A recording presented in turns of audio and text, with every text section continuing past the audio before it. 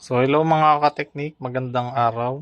So maglo-load muna tayo sa ating incubator dahil 6th day na ngayon. No? So naglo-load ako sa incubator ng 5 to 7th day na. Yan. So may naipon na tayo, medyo marami-rami na yan. So sample lang tayo kung paano ako naglo-load. No? Una, yung ganito kadumi, yan, ganyan. No? Daming dumi. Buhangin, alikabok, yan. Yan. Pwede yan, pwede yan. Pwede itong mapisa, no? Yan. So, ang ginagawa ko dyan, kumukuha ako ng ito. Yan. So, ito yung wet wipes. Water-based lang to, hindi to alcohol-based, no? So, water-based, pwede. Alcohol-based, hindi pwede, no? Baka masira yung similya, masisira yung similya. So, linisin lang natin isa-isa yung itlog. Ayan. Last na yung itlog na natira, pinakita ko lang kung gaano kadumi yung itlog na pwedeng mabuhay na or mapisa. Yan. Pwede yan guys, mapisa kahit ganyan kadumi na. So, nilinisan ko isa-isa. Naidihan ko na rin bawat isa. So, yan. May letter tayo, sample tayo, no? To. So, B for Brahma. Tapos, sa tapat niya yung 13, no?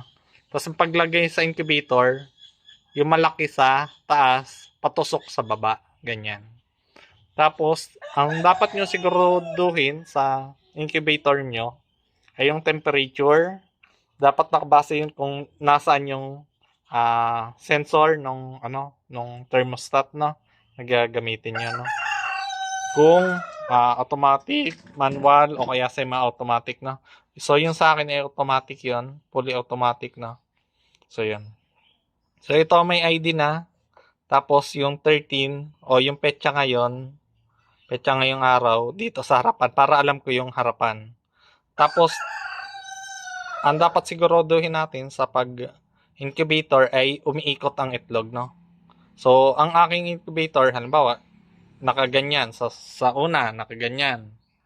Tapos, ang pangalawa ay, yan, every 4 hours, nagtagi-tagilid ang ating itlog. Kapag yan, yung ating egg turner ay nasira, mabagal yung pagpisa.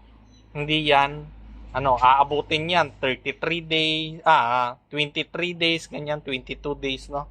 So, dapat maganda yung paikot. So, na-try ko na yun na nasira yung aking, egg turner. Hindi pala siya umiikot. Siguro napabayaan ko mga 1 week na, no? So, lahat late na pisa.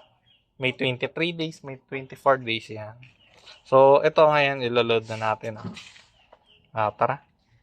Itlog natin. So, bago natin isalansan sa incubator, i-candling muna natin. No? Siguraduhin natin na quality yung eggs, walang maninipis ang eggshell, at saka walang cracks. Yan.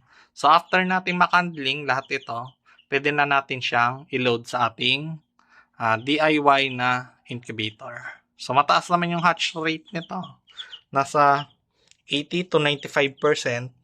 Pero hindi talaga maiwasan yung mahina yung similya sa eggs or walang similya yung itlog, no? Kasi umiitlog naman yung ating manok kahit walang similya. Yan. Ayan. So, mataas naman. So, yun lang mga kateknik. Load na ako. Ilo-load ko na to sa ating incubator.